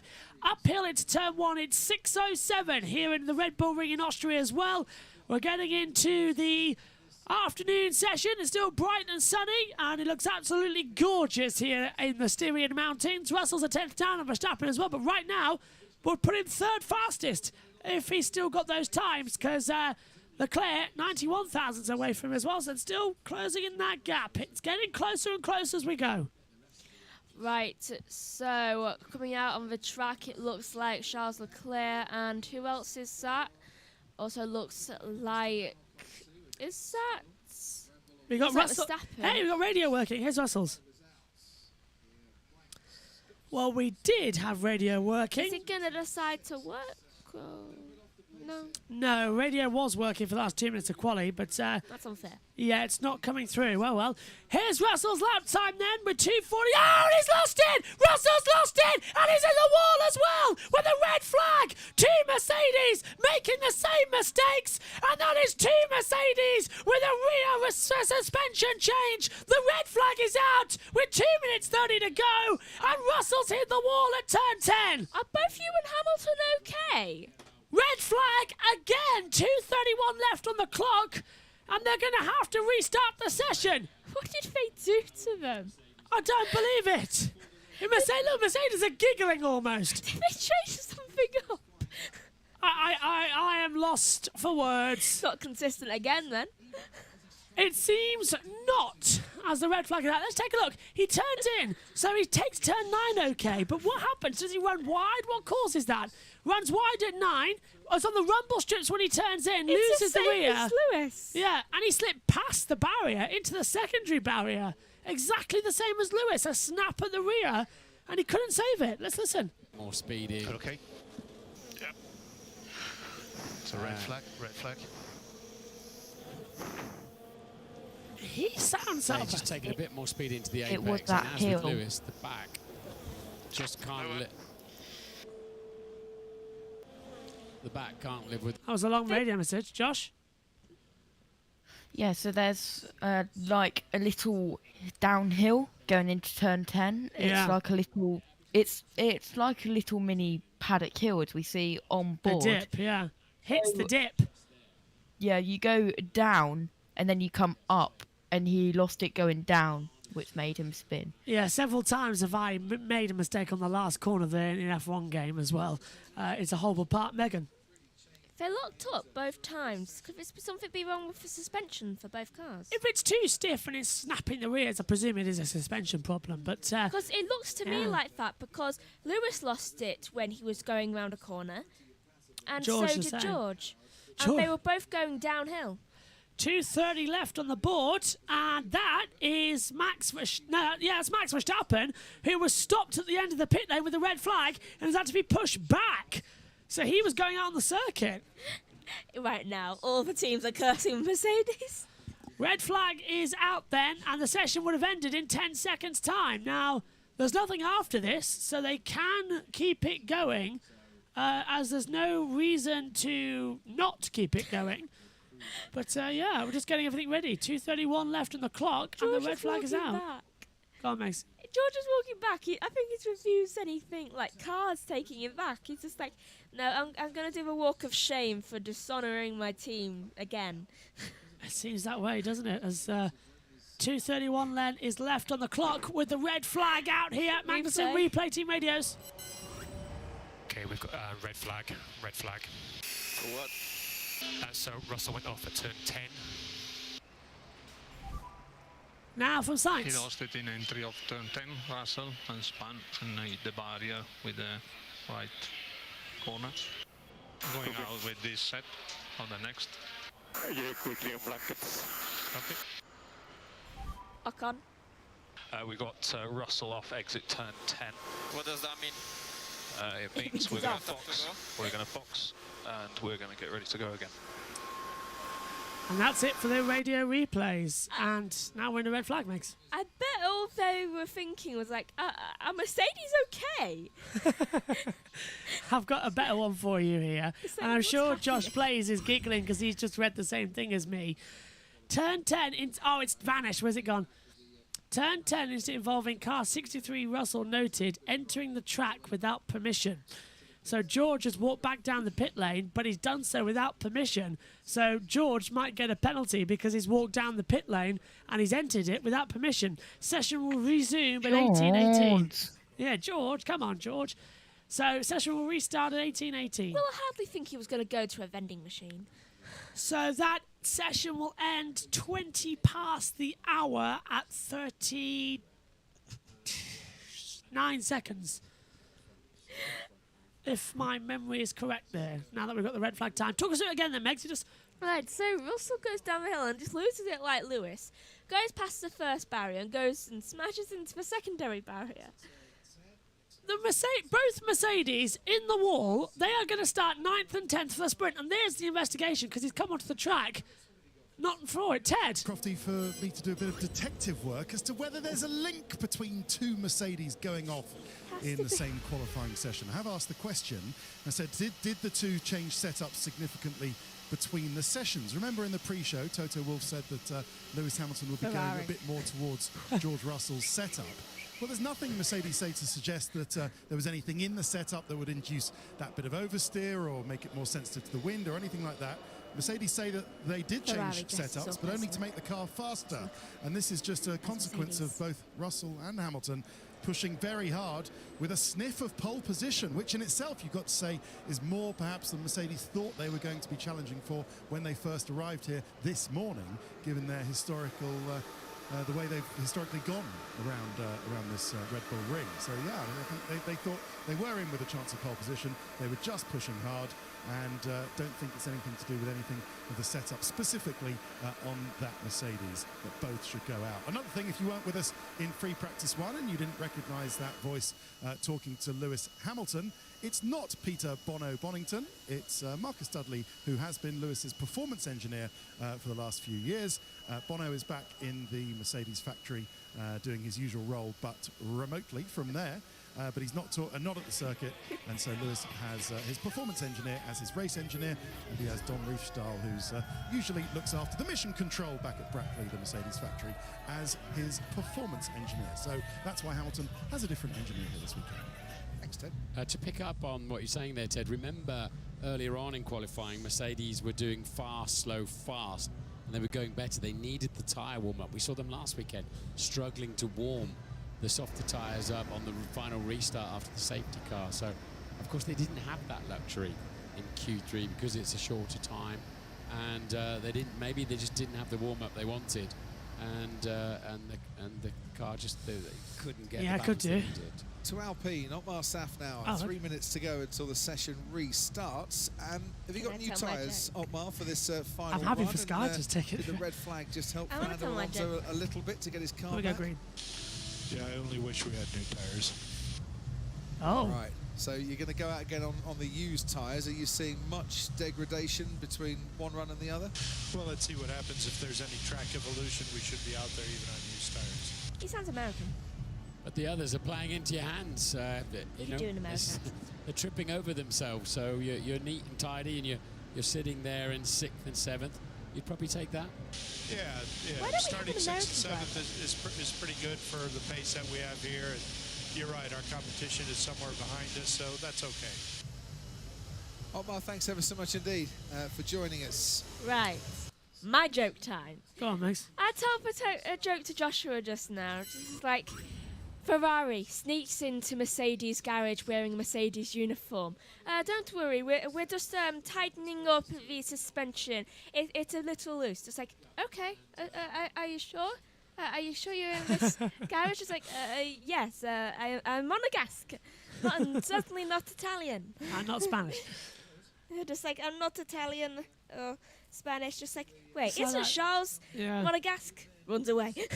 It's like that scene in Cars, isn't it, where Chick says, "You're not going to finish behind me again, old man," and punches the king off the track as well. It's pretty much Mercedes, both of them going off the track is just unthinkable with 90 seconds to go until we go back to green.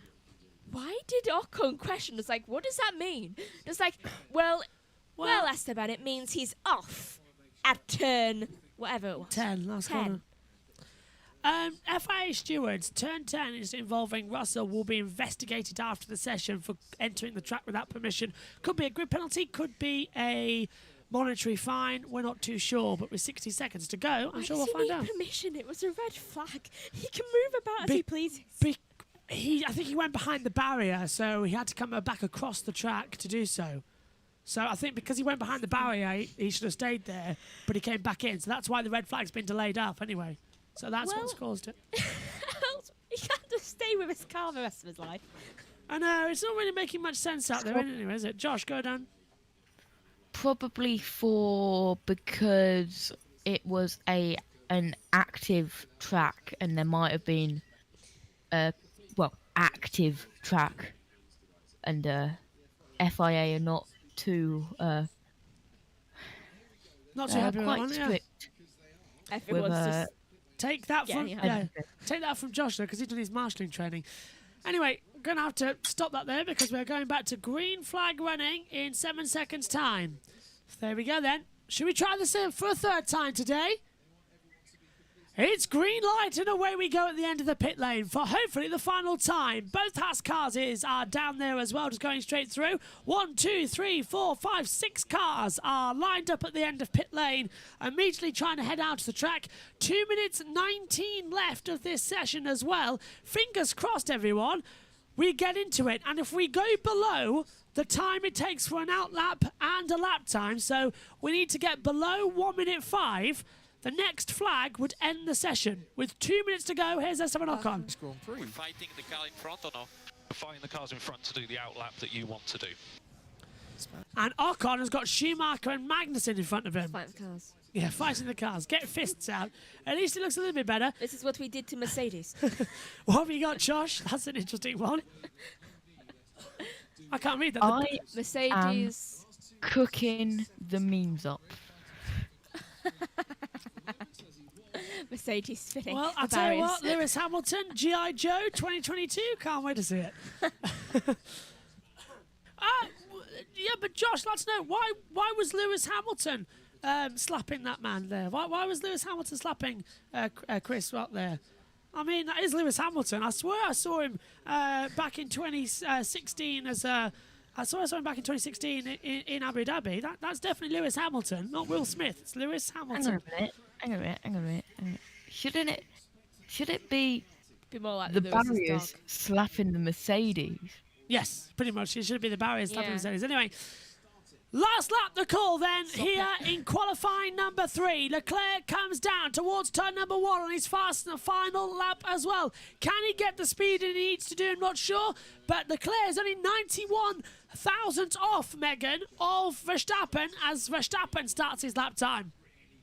I just thought of another meme. Oh, Leclerc's down by a tenth of a second, so Leclerc hasn't got the grip as well. If you cause another red flag, Leclerc, I think there'll be a riot. I think Max might have pole position number 27 of his career coming his way, and pole for the sprint race as well. Little lock-up from Leclerc there in Slotchless Gold. Looked a little bit wide at the exit as well as the cars get swamped out by the sun there. The beautiful Scarlet Ferrari in front of all of the side points of the track as well. I thought there was another one person off then. It was a smoke. Magnussen goes up to 7th. Mick goes up to 8th as well. That's Hamilton down into 10th. Alonso on a faster lap time. Checkered flag is out then. Who's going to be on pole position for the F1 sprint? Charles Leclerc, just on 4 wheels on the road, crosses the line and can't improve. Does improve! 105.013 is faster. Cross the line comes Fernando Alonso, stays 9th. Carlos Sainz crosses the line and goes second fastest. Ferrari 1-2 in Red Bull's backyard. But what can Verstappen do about it? Verstappen goes top by 29 thousandths of a second, and listen to the crowd.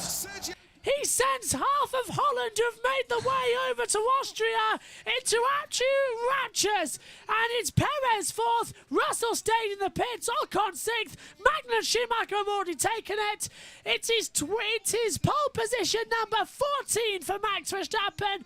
It's his 3rd pole here at the Red Bull Ring. He matches that, as I said earlier, of Lauda, Arnoux, Piquet, Hamilton and Bottas with 3 pole positions each here at the Red Bull Ring. And it's the front row once again for the F1 sprint tomorrow that will see Verstappen and Leclerc down to turn 1. Bring on the F1 sprint. But I want it mainly to be the race, because that is a very tasty grid. But we're going to have to do 24 laps of the F1 sprint tomorrow. Oh well. Russell finishes in 5th, despite crashing. That's a decent improvement. So Ocon, Magnussen, Schumacher and Alonso didn't improve. Lewis drops down to 10th, but that's the session done. He's out and he still finishes 5th. The sprint's pole position for tomorrow, so you can stay on track. Well done. Not bad, not bad. Good effort, that.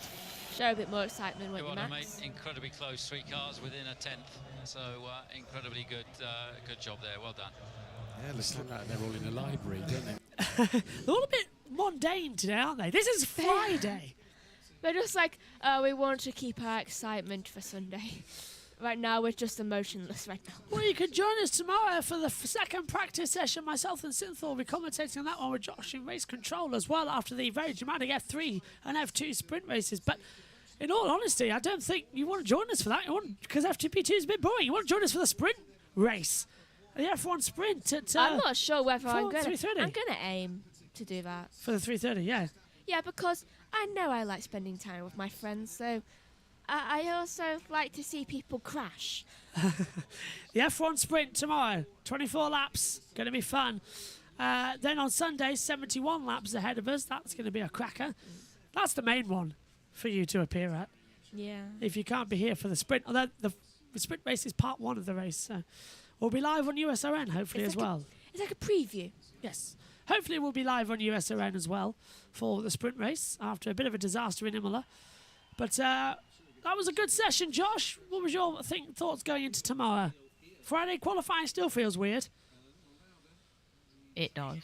It really does feel weird as Max Verstappen takes his helmets off and all of the equipment. How does his hair still look normal? Special clay, I presume. Must be. Anyway, we're going to head down then and hear from the top 3. That's Jade Edwards there.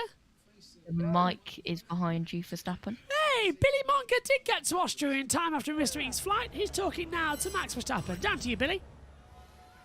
Max Verstappen, another pole position here in Austria. I mean, these fans admire your work here. You've had great success here at this track. Sum up that qualifying session for us. How was that lap in the end with the red flags you had to deal with? Yeah, it was a very long wait, of course, between the 2 runs, and that's never great. Once you are in a rhythm, it's nice to just keep on going. Also, you know, the track temperature is dropping, the wind was changing a little bit, but at the end, yeah, it was a very tight qualifying, and it's a really challenging track as well to get everything right. There are not that many corners, but the corners you have are quite tricky and easy to make a mistake. But yeah, of course, very happy with pole, but I also know that, you know, tomorrow and Sunday you can get the points. And you mentioned tomorrow and Sunday. Obviously, last time out in Silverstone, Sunday didn't quite go your way with the issues you ran into with bodywork damage. Going into tomorrow's race, obviously it's a sprint race tomorrow, so there's big points on offer across the whole weekend. What's your approach going to be down into turn 1? Are you going to be aggressive with your defence and try and keep that lead if possible? Well, I mean, I think we have a great car. Normally we are not, let's say qualifying is not our strongest point, so I just hope, of course, to have a clean turn 1, good getaway, and from there onwards, you know, anything can happen, but I feel confident with the car we have. And just talking, Max, just finally about these incredible fans. This isn't a home race for you, but it always feels like this is your race weekend. You can hear the cheers here. How much lap time is that worth for you going into this weekend? Do you reckon that gives you a couple of attempts? It's incredible to see the crowd here and see so much orange and the support I get now for a few years already here. It definitely brings a smile on my face, and yeah, I hope we can make it a great weekend. Well, good luck for tomorrow's sprint race and the rest of the weekend, Max.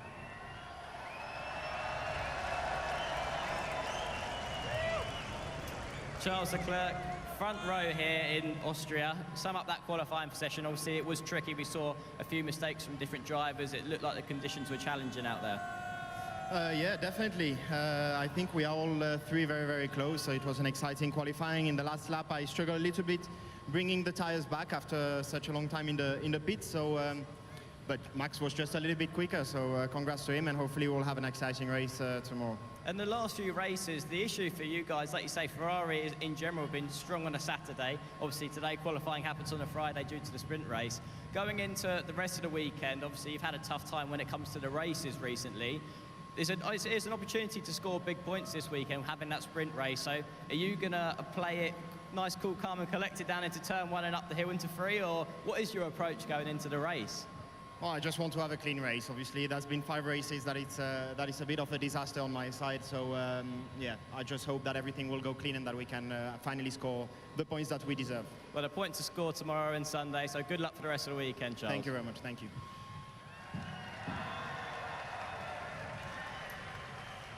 Carlos Sainz. Another top 3 in qualifying to build on that strong momentum you gained from last time out in Silverstone. Sum up the lap for us. Did you have any mistakes? Was there anything left on the table, or was that as much as you had today? Oh, for sure. When you look back and you see how close it is, you go back to a lap and find places where you've left that 1/10 of a second that could have given us pole. But I'm sure these two guys also know more or less where they lost it or where they gained it. The good thing is that we put a good lap there at the end of Q3.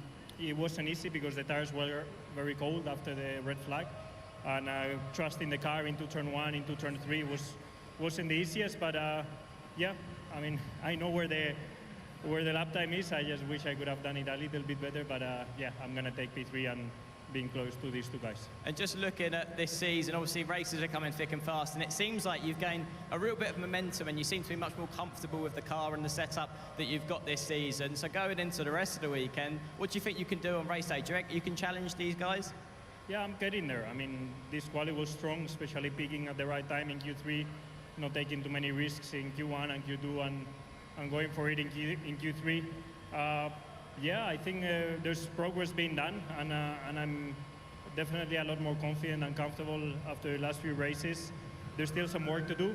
The good thing is that we have FP2 tomorrow. We will long run the car, try the tires, and try to get a bit more comfortable in order to go for it in sprint quali and race. And obviously last time out in Silverstone, Carlos, you got your first pole position. You went on to win the race. You haven't won the sprint race yet, though. So tomorrow, is that the plan, to try and win that sprint race and pick up the points on offer? Yeah, I think starting P3 on the clean side, there's everything to play for. I think it's going to be fun racing here with the amount of slipstream there is, and tows and DRS, etc. I think it's going to be good fun, so we're going to have a good weekend. Well, Carlos, good luck for the rest of the weekend, I'm sure, and I hope it will go your way. Thank you. Right, so I'm going to take you through those who are both through and what positions everyone is, basically, for the sprint race tomorrow. In first, on pole for the sprint race, is Max Verstappen. In second is Charles Leclerc, third is Carlos Sainz, fourth is Perez, fifth Russell, despite crashing. Ocon is 6th, 7th Magnussen, 8th Schumacher, 9th is Alonso, and 10th is Hamilton, even though he crashed. 11th is Gasly, Albon is 12th, Bottas is 13th, Tsunoda is 14th, 15th is Lando Norris, 16th is Ricciardo, 17th Stroll, Zhou is 18th, Latifi 19th, and in last is Vettel 20th. A lot to look forward to here this weekend as well on the YouTube channel, and this is our schedule to take us through it as well. We've had the Grand Prix preview, we've had practice 1 and now qualifying, so you can join us tomorrow morning at 11:25 for all of the action from free practice 2. The F1 sprint, we're on air at 3. Lights out for that is at 3:30. The Grand Prix live on air at 1 o'clock British Summer Time. And then we'll be lights out at 2 p.m. Grand Prix review follows straight after with myself, Megan, and Josh, if Josh is around, because I might not need everyone. That will be for the Grand Prix review as well. In terms of all the action as well for the F3, that's tomorrow morning at 9:30 a.m. as well for the F3 sprint. F2 sprint is at 4:50. F3 feature 7:30 a.m. on Sunday. Nice and early start for everyone there. F2 feature 9 a.m. on Sunday as well. Okay then, everyone, that was an interesting sprint race as well. First of all, Josh, what did you make of it in one word? What were you most looking forward to about the sprint race tomorrow? Hamilton. Ooh, Megan. Mercedes crashing, Oh, probably. That's 3 words. I was literally going to say that, but I couldn't. It was one word, and I was going to say Mercedes. Destruction. Destruction, there's Megan. Okay, so Josh's gone for Hamilton, Megan's gone destruction. I will go for championship. And the reason for that is because Verstappen and Leclerc will be doing battle in the sprint, and it could be a crucial one for Leclerc to gain points. Technically, they can all make one big sentence. Okay, that's it then. We're done. My thanks to Josh, my thanks to Megan, my thanks to me and Burch earlier on in the day. Me and Synthel and Josh will be back for FP2 tomorrow. Me and Synthel will be back for the support races as well. But join us for the F1 sprint tomorrow. It is going to be fantastic. Good night to you all on a Friday. Go out and have a drink. We'll see you tomorrow morning. Bright-eyed, bushy-tailed. Night to you all.